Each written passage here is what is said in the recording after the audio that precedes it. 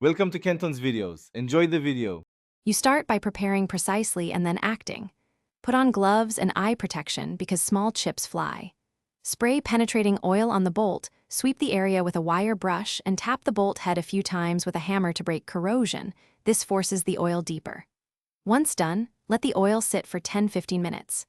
Meanwhile, choose the correct socket size so it fits tightly. Loose fit equals rounded corners, which will make removal much harder. Now you escalate methodically. Position a properly sized socket and use a breaker bar for steady leverage. Pull slowly until you feel the breakaway torque, because sudden force often snaps bolts.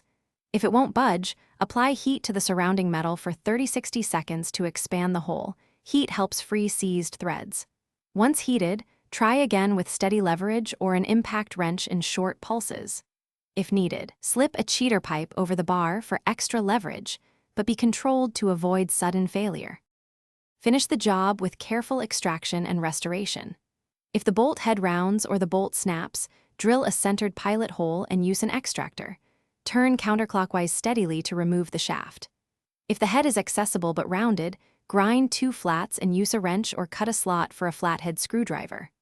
Once removed, clean threads with a tap or wire brush, inspect for damage, and install a new bolt with anti-seize. Troubleshooting tip: if the extractor slips, stop, recenter the drill, and re-tap the hole. Thanks for watching. Consider subscribing if we helped you.